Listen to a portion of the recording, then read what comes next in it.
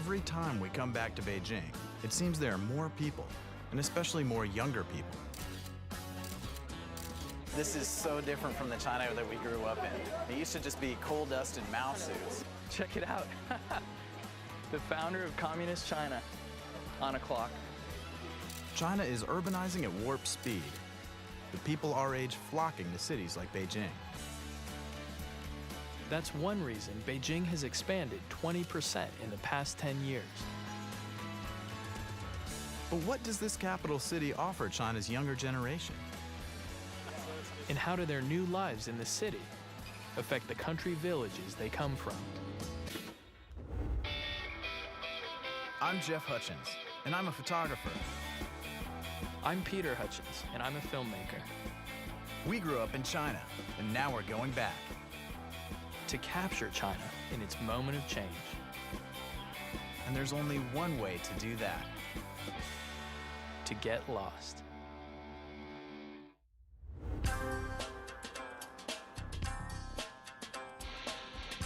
It's hard to believe, but about 100 million square meters in Beijing are currently under construction. The buildings are newer, and the people are younger. Not bad for a city that's more than 2,000 years old. You know, we're 45 minutes outside of the center of Beijing. It's just this tidal wave of construction and development that's rolling through this area. I mean, even these farmhouse kind of things that we're walking through right now, I'd be surprised if they're still here in 6 months. And we've come to the fringes of the city To meet a group that's living on the fringes of society, a Chinese punk rock band. You can hear them pounding out the drums from here. I think this is the right place. So, you know, Subs is one of the few groups in China, the few underground punk bands to have a female vocalist, which I think is pretty cool. Yeah, I'm just curious to see how these guys see themselves, you know, in the context of modern Beijing. Might get a little hard to hear. The cheap rents here in the Tongzhou district have attracted a lot of artists, like Kong Mao and the Subs. There we go. Hey. Hey. Yeah, fine. Oh. Come on. Come out. Yeah, Nice to we're meet here. you. Oh, cool. I'm ready. We are Subs.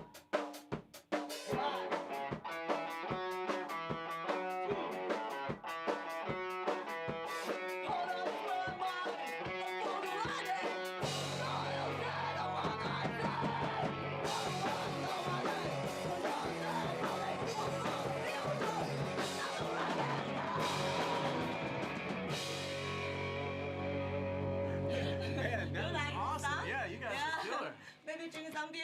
Yeah. Yeah? Yeah, Okay. I'd love to hear more about it. Awesome. Yeah, you guys rock. There you go. Cheers. Cheers. Cheers. Ganbei. Ganbei. Oh, ganbei. Finish it off? Yeah, it's too big. I don't think so. What is it like to be punk in China? Do people look at you, or do they think you're different, or just normal? Maybe they think we are monster. You're a monster. Really? And most Chinese people don't know what is punk. Punk rock makes up just a small part of the Beijing music scene, and that's why the government allows them to freely create their music. But outside influences, including Western rock music, are putting a lot of pressure on the status quo. What do your parents think of punk rock? My mother and father so hate me play Really? punk music, yeah. Why are they so mad? Because they think a younger should marry a rich man, have a good job, and clean. But Kong Mao isn't interested in following a traditional path. And in Beijing, she can make her own way. I really like punk, you know. I really think I can choose my life. Like Kong Mao, Beijing is inventing its future as it goes along. Sometimes there's a little more freedom, but Kong Mao has to be cautious. Is there anything that you cannot sing about? Yeah, of course. Yeah. Yeah, of course. Sometimes we sing in English is safe a little bit. It's a bit safer. Yeah, for example, we have a song named Brother. It's about from 1989. No, I'm sure that's pretty sensitive to talk Yeah, about that yeah. stuff. 1989 was a tense year in Beijing. Pro-democracy protests ended in violence in Tiananmen Square. But the government has eased up a bit since then, and voices like Kong Mao's are starting to be heard. We're gonna get to hear them play tonight. All right, Thanks. We'll see you Yeah. tonight. We'll see you guys tonight. See you tonight. Okay. Yeah. Cool. All right. In the clubs of Beijing, the rock scene has been quietly growing for more than a decade. So people like Kang Mao may be changing Chinese music forever. We want to see another aspect of Beijing's youth culture.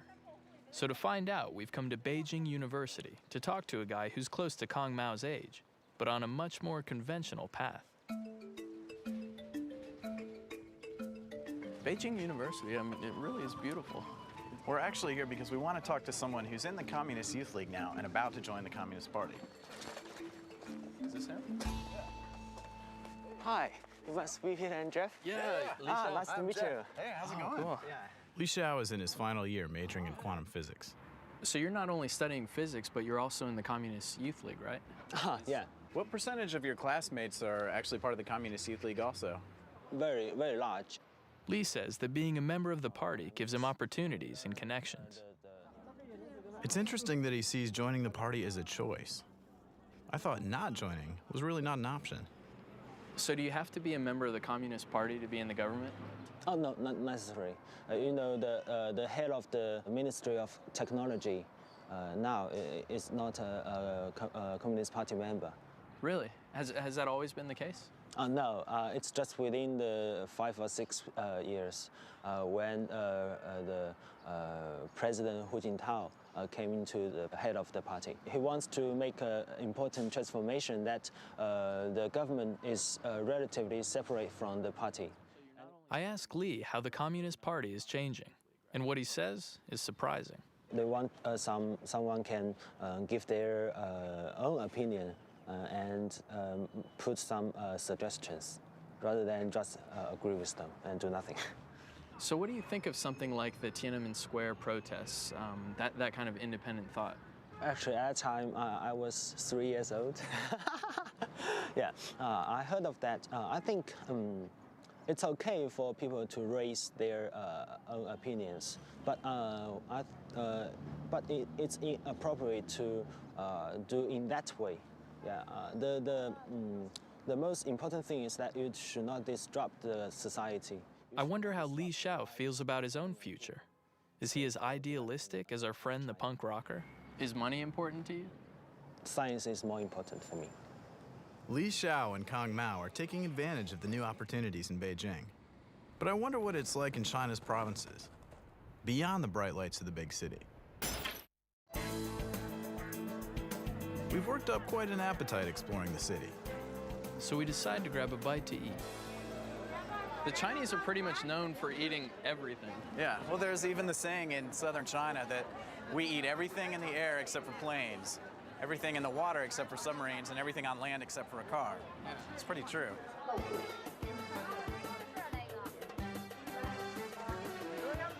What's that one? Oh, okay, all right. Very good. Oh yeah, let's. I'm gonna take your word for that. Let's stick on this side of the table here. Wow, starfish. 好吃吗? Yeah, It's good. Starfish. 怎么吃这个? How do you eat it? 咬着吃，半开吃。 Everything? It's not too bad at least. No. Halfway edible.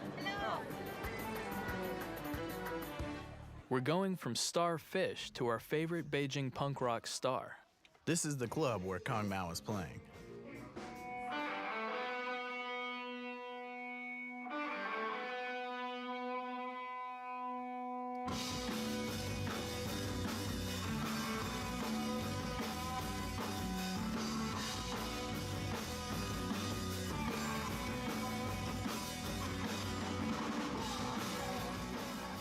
From the small crowd, it seems punk is still barely making an impact beyond the subculture. But Jeff and I are definitely in the spirit of things.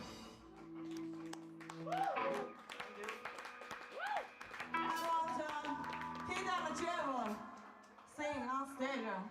Try to sing 1, 2, 3.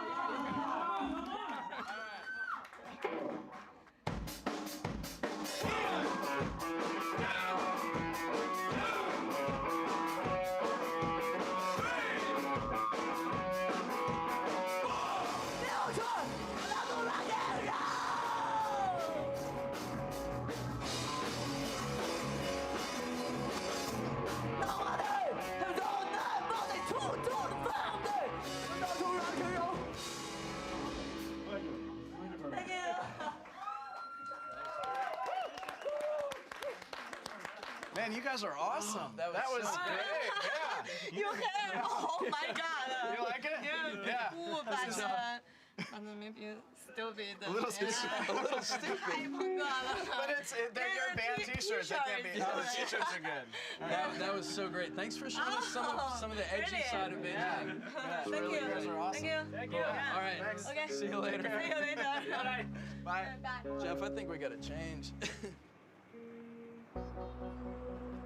The next morning, Pete and I visit one of our favorite places in Beijing, a neighborhood called a hutong. Hutong translates to alleyway. The alleys link quads of houses surrounding courtyards.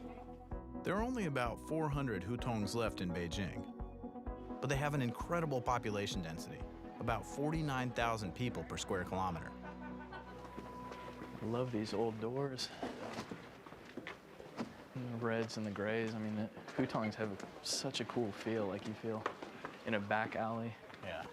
And it's so quiet too, which is the other thing that's, pretty big contrast from the rest of Beijing. Yeah. But this way of life could be disappearing. China's urban population is exploding. It's expected to reach 1 billion by 2030. Some of the hutongs are being replaced by taller apartment buildings that house way more people than one-story, single-family hutong houses. More than 1 million hutong residents have already been displaced. I wonder what China's youngest generation thinks of the changes. 你好. 你们好. Hello. 你们做什么? What are you guys doing? 打球吗? Playing ball? 你们住在这儿吗? You do? You live here? 在那边住，那边。 Oh, you live over that way. You live over there. 我们可以看一下你的房子. Can we see your house? 可以。 Okay. Cool. This would be a cool neighborhood to live in as a kid, Yeah. Just run around. You don't have too much traffic to get in the way of your soccer or Yeah. whatever you're playing. When the hutongs are demolished, kids like these often end up living in apartment buildings. 要是住楼房就都不认识，都不来往。 Oh, really? So if you live here, you have a ton of friends, you know them all, but if you live in an apartment building, you don't know anyone. In the hutongs, life is communal. It's all about connecting with your neighbors. Dozens of households share a single entrance and even public bathrooms. This is cool. Yeah, this is cool. This looks like one of the kind of older ones too. It's great. You know, they call these places 在园, which means eclectic yards. Because these used to be, the courtyards of gentry, and then people just started subdividing them and building, Yeah. all of these crazy places. Yeah. And it's neat how many families actually usually live in these places. It's very cool. 哎你好，你好。哎，叫他们玩儿去吧，你们跟着他就说。他是你的儿子，这是我的儿子，是老大，你有就一个有一个独生子。 So they have one 独生 one 子 kid. 对。我叫 Peter. 你好。你好。我叫 Jeff. 你好，你好。你住在这里多少年了? How long have you guys lived here? 我们在这儿才住了3年。 Oh, 哎， So you've lived here for 3 years. 你以前住在楼房吗？对，楼房。楼房。哎，为了他上学，上这边上辅学、小学上学。 So you moved here from an apartment building to the hutong. That's interesting. That's actually opposite of what so many people are doing. Yeah, exactly. In apartments, people have modern amenities, but they lose the connections at the heart of the hutongs. Some people don't want to give up the sense of community, even for the conveniences. I wonder how Wang Ying feels. 你比较喜欢住楼房还是这里?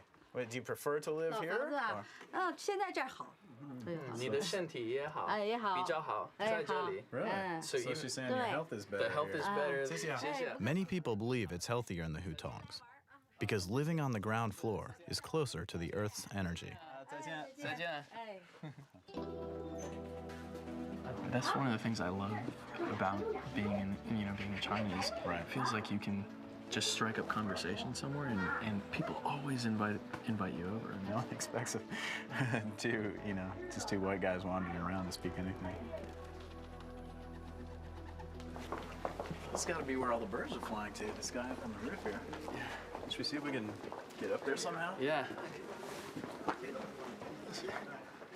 你好，先生，我们可以上来。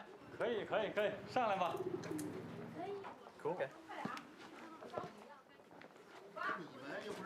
Hey, 你好，你好，你好，你好，你好，你好。你好，你好。这是你的房子。这是我的房子，我家，我的住家。你在这里多少年？住了50年了。 Wow, 50 years. Wow. 从小。 And he's been keeping pigeons since he was a little boy. Keeping pigeons is a tradition in China and in cities around the world.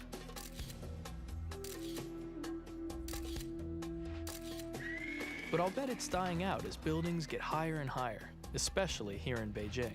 How many pigeons? 有多少只鸽子？有40多只，40多 More 只 than 鸽子。 40. Given the stresses of modern Beijing, the birds help him relax after work. Do you prefer to live here or in like the newer areas? 所以我比较喜欢这儿。 This is where he Yeah. was born. This is where he's right. lived, and so of course Yeah. he loves it.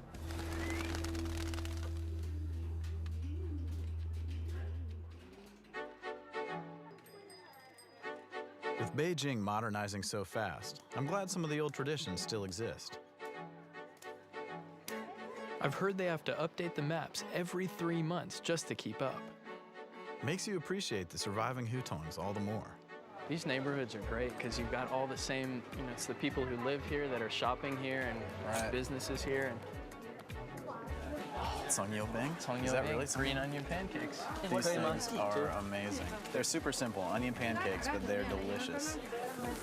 All right, here we go. This will take you back, huh? Amen.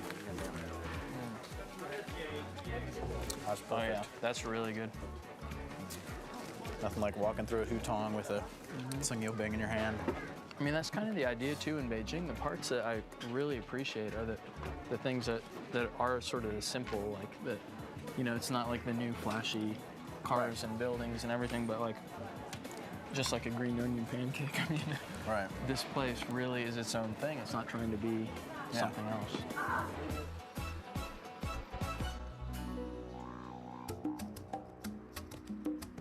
As much as we're enjoying Beijing, Pete and I are feeling a little run down. Yeah, well, we've been on the road for months. I mean, it only makes sense that we're feeling a bit sluggish today. I know, you're sporting headaches. I can't sleep a wink. We're thinking some traditional Chinese medicine is just what the doctor ordered. I've had insomnia for probably the last 10 years. About 10 years? Yeah, Oh, it's for just a taken me a while long to make an hist- appointment. Yeah, long medical history. Heaviness, soreness, sometimes The doctor tells me I might feel some heaviness or soreness. Okay. Yes. Yeah, right now it feels like Yes. pins in my face. Yes. Acupuncture has been around for at least 2,000 years. It's believed to have begun in the Stone Age with the use of a sharp stone to treat disease. And now it's used to balance qi, life energy. Some modern studies suggest that acupuncture stimulates the nervous system, which emits biochemicals that promote healing. Okay. Ooh. What kind of feeling? That one was a bit, didn't feel good. Dr. Wu Li Hong uses a special method to unblock my qi, so I can sleep. He applies a very low-level electric charge to the needles. I can feel the electricity coming through. It's like little pulses. Definitely stronger than a shock. Yeah, it's not comfortable. I wouldn't say it's comfortable. I hope the doc can cure my headaches without using too many needles. I've always had a bit of a fear of needles. What is this called? Cupping? Cupping. Oh. That's such a weird feeling. Cupping is a therapy over 2,500 years old. It improves blood circulation by bringing fresh blood to the area. It can also open up the lungs. It's most often used to treat aches and pains and respiratory illnesses such as chest congestion and wheezing. Your skin just starts getting sucked into the glass. Guess the flame creates some kind of suction. So I'm being poked and pulled, and I don't even get to see it coming. For you, I think maybe 3 minutes to 5 minutes is enough. So do you find in Beijing, even with newer types of medicine or different types, do a lot of people still use acupuncture? Yeah, There's different hospital and different treatment for patients. For example, our hospital is acupuncture hospital or traditional Chinese medicine hospital. Most patients use herbs and acupuncture. Chinese medicine doesn't have any side effect. Oh, okay. And also is for economic. Oh, it's cheaper. Cheap. Okay. Is that all of them? Okay. He tells me it'll be a couple of days before the circles disappear. Everyone is finished. Thank you so Yeah, much. you're welcome. Welcome. Cool. Oh, okay. Yeah, thank you very much. You're welcome. That was great. So I should sleep okay. like a baby. Okay, I hope you have good sleep for tonight. Thank you. Okay. After a treatment that puts us a little outside our comfort zone, we're ready for some Chinese comfort food. You getting hungry? Yeah, I could definitely go for something to eat. I think there's the dumpling place just up the road, the Jiaozi place. Yeah, it's not too far. Unless this is it. No way. I sure hope this isn't it. Oh, this is totally it. Jeez. You're kidding me.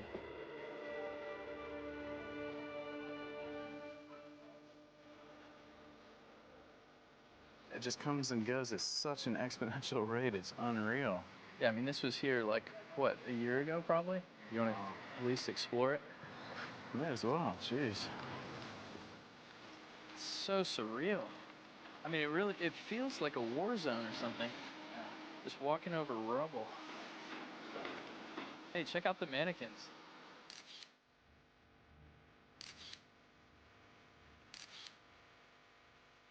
You know, the amazing thing is this is physically what change looks like. The speed of change is staggering too. In just 2 years, 120,000 homes were demolished, and more than 300,000 people were displaced. With all the destruction, it's good to see this hutong restored instead of torn down. I wonder whether people will miss the old architecture and the way of life once the newness wears off.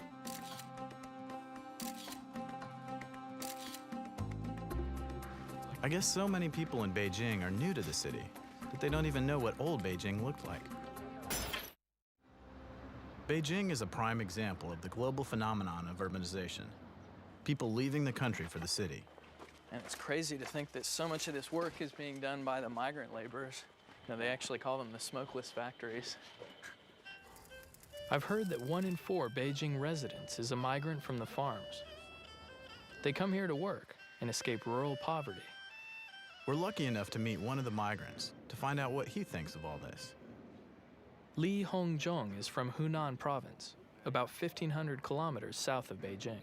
Hunan is one of the main provinces that the city's migrant labor comes from. 你为什么现在在北京? Why are you in Beijing? 因为打工，因为在这里打工的。 Okay, so he's here to work, basically. 你比较喜欢北京还是你的老家? Do you prefer Beijing or 北京， He likes Beijing, but he misses his family. So what he likes about Beijing is, you know, there's things like Tiananmen Square and there's a lot of cool things you can buy, but the tough things are it's actually hard to find work. There's so many migrant laborers, and then things are really expensive here too, so the money probably doesn't go very far. So it would take a long time for the people of Beijing to do this without all of the outsiders coming in. 你的父母在什么工作? What do your parents do? 我的父母就是在老家种地的。 So they're farmers. I guess they probably are just barely eking by, and so for him to come out to the big city in some senses and work out here is going to be one of the best ways for his family to survive, really. 再见. It must be such a culture shock for people like Li Hongzhong when they come to Beijing from the provinces. Especially when they have to work on a skyscraper, like this one. We're going to have to venture out beyond the city walls pretty soon to check out rural life. Meanwhile, we can see why the migrants come here for work. About 100 million square meters of Beijing are currently under construction. But the people who will live and work in these buildings will be from a very different strata of society. They'll be Beijing's wealthy elite. You really do see cranes everywhere here, don't you? You want to get up there? Hell yeah.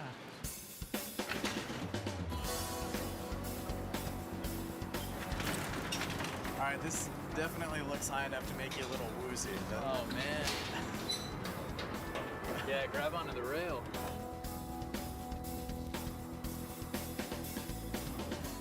All right, Pete, don't go teetering off. Mom would kill me if I lost you.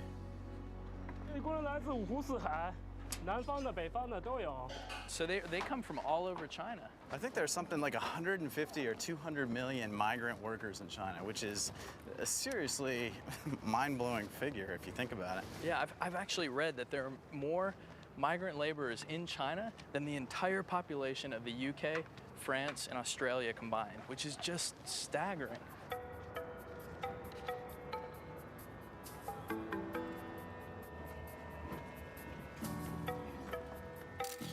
Looking out over the city makes me think of how far away the migrant workers come from. But how much of Beijing is filtering back to their hometowns? Or is life pretty much unchanged in the provinces? We're going to find out. We're about to trade the urban frontier of Beijing for the wilds of Inner Mongolia. So Jeff and I are off to Inner Mongolia to find out how they're dealing with the changes.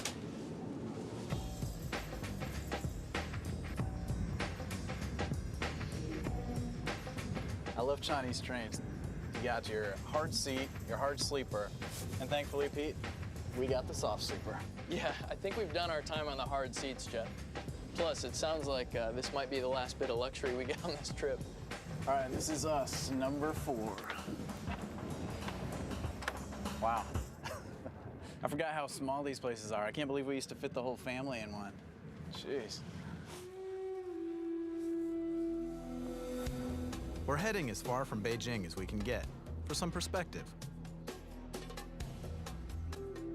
Our destination is Inner Mongolia, Beijing's polar opposite, you could say. It's about a 30-hour train ride, and my brother is making it seem even longer. What? Oh, come on.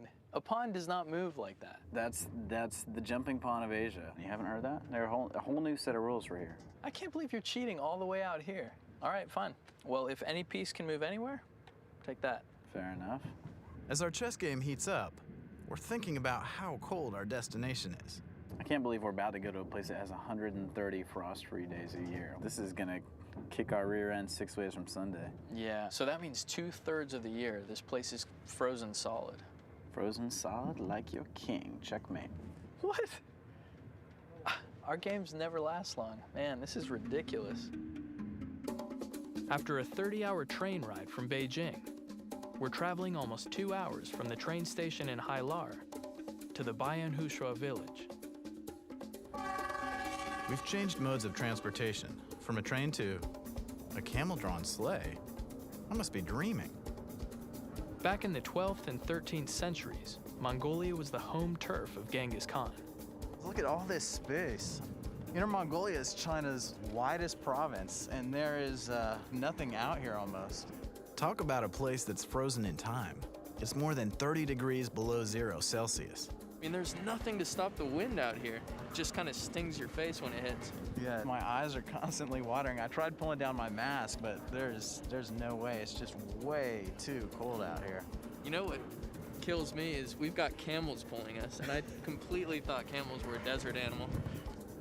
That's the thing I love about China. The contrasts are so extreme. One moment, we're in a fast-moving metropolis, and the next, we're on a frigid steppe. Our guide is Zhao Jing, a native Mongolian. So, Zhao Jing, are you taking us to their village? Yes, taking to Bayanhushua village. They are celebrating another meeting. Nadam translates to 3 games of men. No kidding.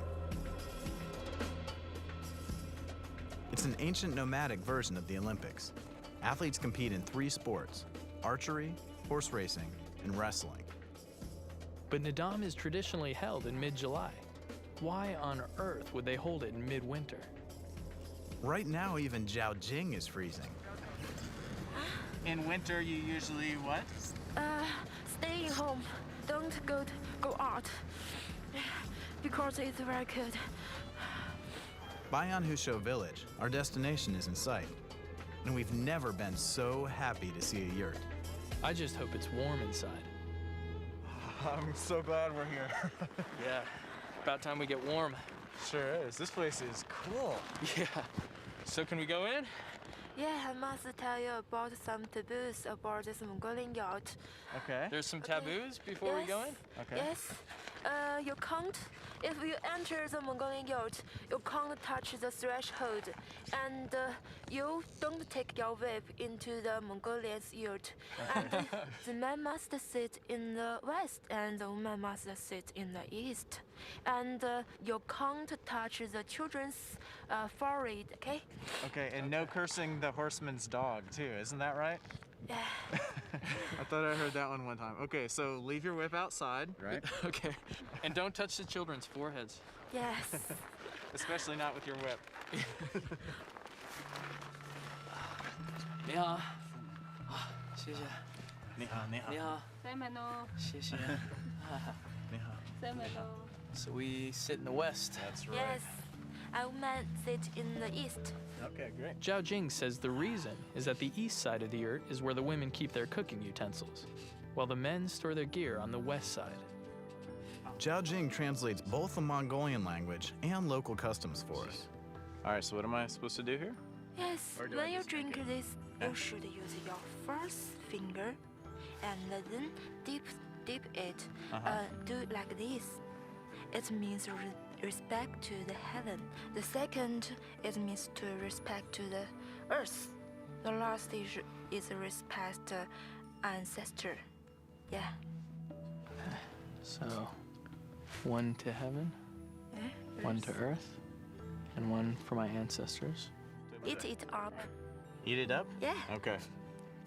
The spirits pack quite a punch. That's strong stuff, isn't That it? is very strong stuff. Okay. Very Wow. good. Put it like this. So we wear this, okay. Offering a blue ceremonial scarf to a guest is actually a Mongolian sign of respect. Feel very regal, Jeff. Yeah. I think things are about to change a lot more.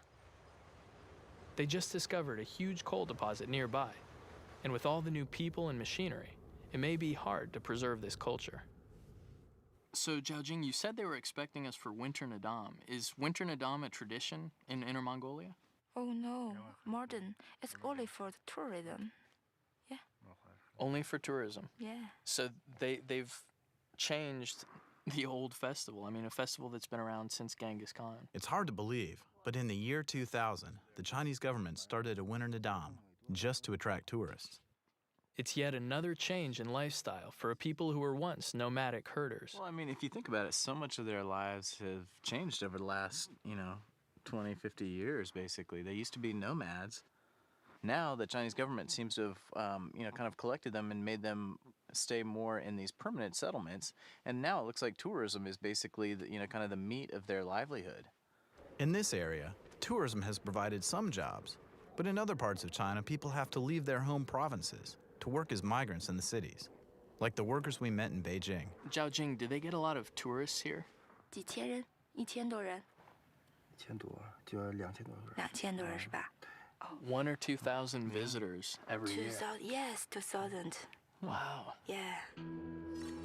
It's time for Nadam. But today it's just us. Maybe it's too cold for the tourists after all. Well, we're definitely up for it. Let the manly games begin.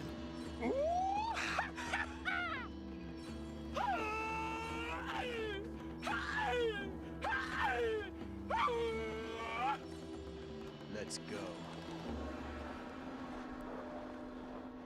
All right, here we are at Winter Nadam. Yeah, and as far as the wrestling goes, it looks like the only rule is the first person who hits the ground is the loser. All right, you ready to dust yourself off? Yeah, I'm ready to dust you off. We start with 16 men and wrestle in pairs until the last man standing. For round one, Pete and I will wrestle each other, and that suits us just fine. I want you. I want you. Your number's up, little one. You know, Jeff, it's not the size of the dog in the fight, but the size of the fight in the dog. This dog has been chained up for a long time, but he is ready.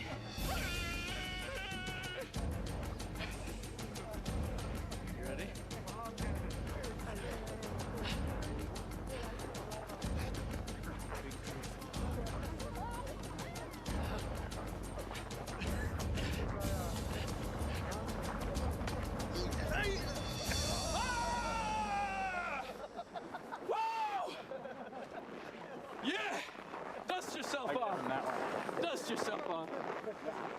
Genghis Khan used wrestling to keep his men in great fighting shape.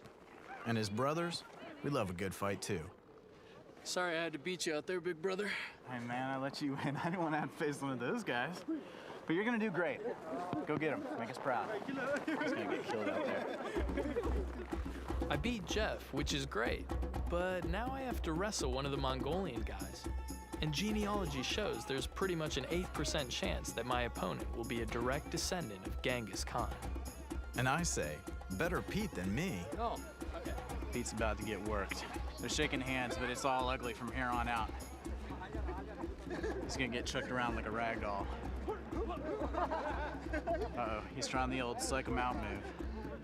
See what he's got? This is all strategy here. Come on, Pete.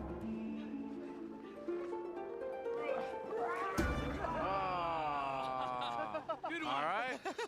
Good job, good job. Hey, Down by contact. you did your best. You made us proud. I still let you win. Good job. How can we be dressed like this and not walk into the sunset? You know, Jeff, I think Genghis Khan would be proud of the Hutchins brothers today. I think you're right. And I think my pants are falling down. You know I let you win. As temperatures drop overnight, we're glad to be snug in our yurt. Looks like one high-calorie platter over there.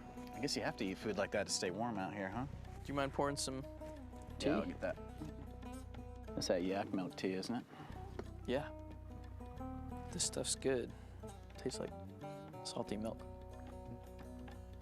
That's not too bad. You want to call it a night? Yeah, let's do it. Which one's good a bit? You all set? Yeah.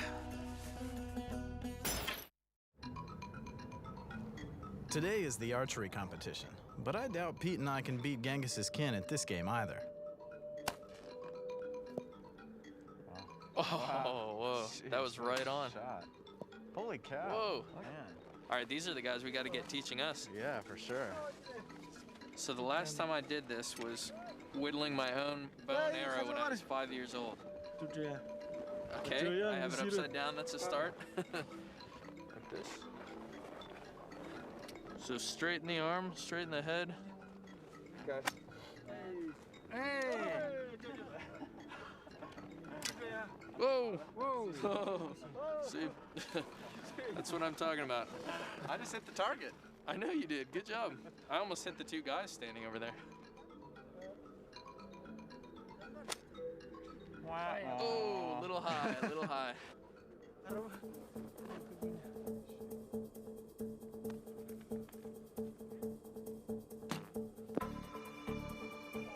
Man, look at these bows that they're using. They're out here, you know, in the traditional garb, but they're shooting these like things which look almost futuristic, you know? Yeah. The modern bows seem like a sign of change, but the sport itself is deeply rooted in the past. I mean, they used to do this training for archery to keep their skills fresh for war, and I imagine they also use it to hunt out here. The targets that they're shooting at are actually, you know, they're down on the ground as opposed to being raised up, which is kind of interesting. I mean, that must be the kind of level that they hunt on, you know? Just a lot of ground kind of animals running around. Yeah, maybe back in the day they would have shot at person height, but I guess there's not much reason anymore to be warlike.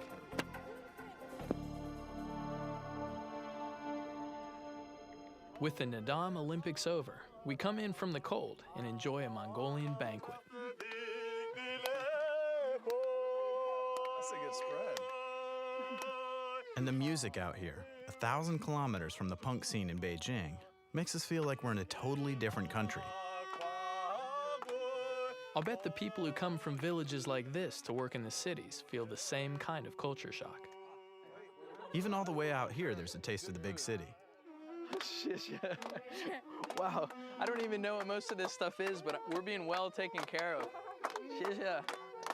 Look at these guys going to town. You riding the horse? Yeah. Riding the horse? Yeah. Oh, he's horse racing. That's straight up Mongolia style.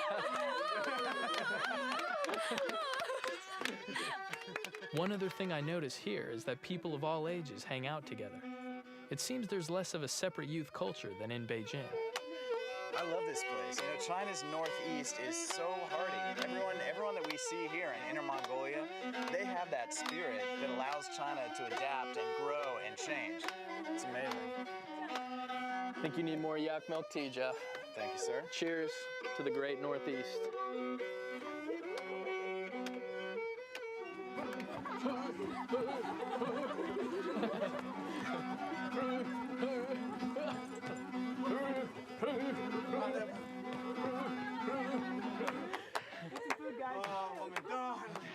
Everyone's been so kind about including us in the festivities here.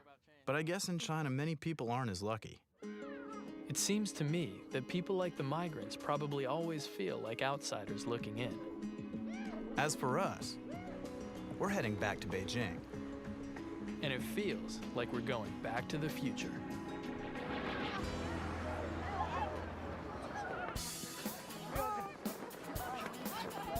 In the provinces, we discovered how hard it is to make a living.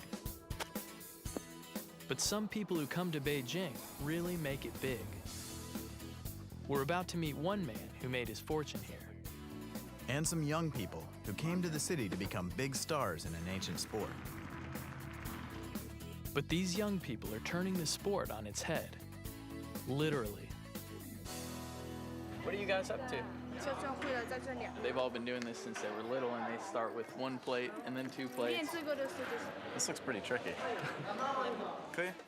Chinese acrobatics have been around for at least 2,500 years. Plate spinning was one of the earliest acrobatic arts. So all of these plates and stuff, this came from everyday objects that people found around the house and then started playing with, so. That's a good way to dry your dishes. The practice plates are plastic and designed so they're easier to spin, but not for Jeff. All right, this is actually what we want to be doing. A lot of the young acrobats are from rural Sichuan province, where they learn this ancient art. But they made it new and exciting for Beijing audiences. Jeez. I can't figure out how to look, do it. they just keep getting more and more spectacular. No way. Watching them perform, I can understand how China has become a top international competitor in acrobatics. She's sporting an entire tree with 4 chicks. That is insane. Look at her concentration, too. She's just totally keyed in. Just hope she doesn't sneeze. Oh. The acrobats tell us they love being here with other people their age, coming up with new ideas and perfecting their art. I think we should show them some of our acrobatic moves. Are you ready? I'm ready. I'm ready. And go. Go. Lift me up. Okay. Concentrate. Whistle. All right, I think she's going to try and get on my head.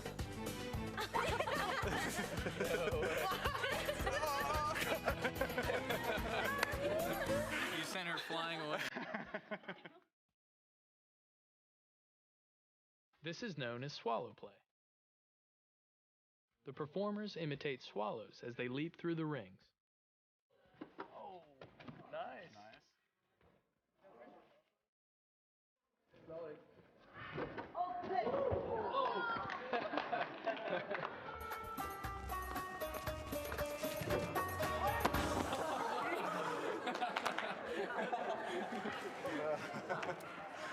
Grace. It's all about grace here at Hutchins Acrobatic School. All about grace. Those acrobats were just amazing. But everything about this city is. It's really a place where people come to realize their dreams. And for some, that means capitalizing on Beijing's newly cosmopolitan tastes. Man, that's a pretty nice place. It's only been in the last 10 years or so that there's been this creation of a new wealthy class in China. So Jeff and I are going to meet a guy named Henry Lee, who's part of Beijing's new wealthy class. How did you first come to Beijing and start making your fortune? When I came to Beijing in 1995, one day I was walking down the street of Sanlitun, right? I found this little bar there was empty, nobody. So I asked them, I said, is this shop for sale? They said, yeah, for sale. So they sold it for me for 10,000 RMB.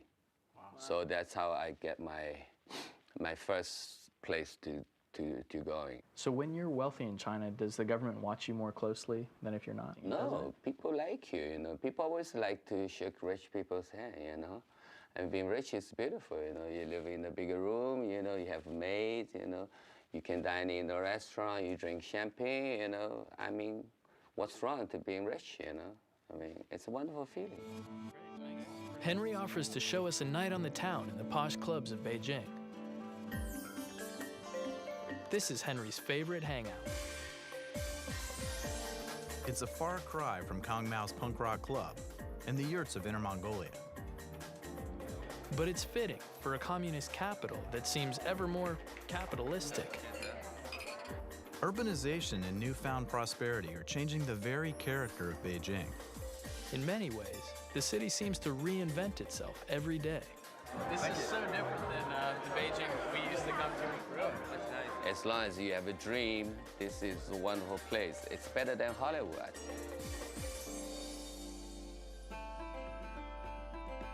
Many of the people we've met in Beijing do have a dream, whether it's a way out of rural poverty or the chance to follow their star in music, science, or business.